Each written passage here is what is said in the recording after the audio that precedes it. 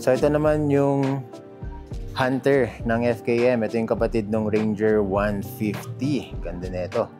So para siyang BMW GS series, yung pang-adventure ng BMW. But this one is the budget version. At ganun na ganun ang kanyang itsura. Siyempre, kilalang kilala kay Sir Boyet Salabarria. Yan, ganyan ang kanyang motor. Yung white naman yung sa kanya. Marami pa kayong malaman tungkol sa motor na to. Panoorin niyo yung mga vlogs niya kasi ganyan ang motor niya. So, ito guys, ang pinagkaiba niya lang syempre yung design. Meron siyang windshield or windscreen na sakto lang kanyang size. Ang kanyang signal lights nandito. Mas slick tignan, mas slim tignan.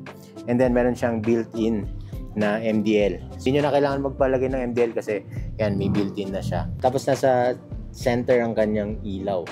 So, kumbaga, tatlo na ang ilaw mo dito. Tapos ito pa yung inyong daytime running light. Nandyan. So, mas mataas ang kanyang handlebar. So, parang mga adventure din yan na konti lang yung parang angle dito. Yan. Tsaka ito yung mas gusto ko, rough na texture para hindi gasgasin. So, same pa rin ang kanilang instrument panel and everything is almost the same. Okay, ang kanyang U-box, parehas na parehas din. Nakita ko na ito sa inyo.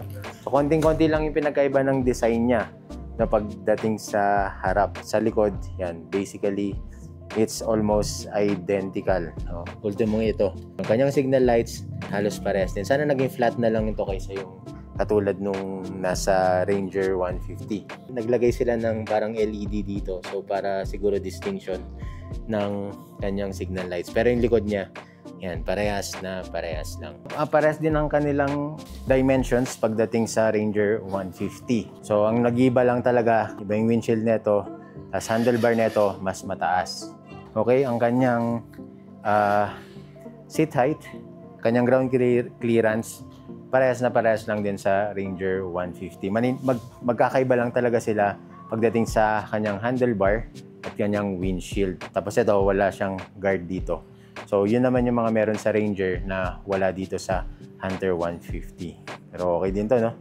Ano lang, siguro sabihin natin mas slick tignan, yung isa mas rugged tignan. Mas mabait to, yun, mas brusko naman or mas matapang naman ang kanyang tindig. So, this is the Hunter 150, ang kapatid ng Ranger 150.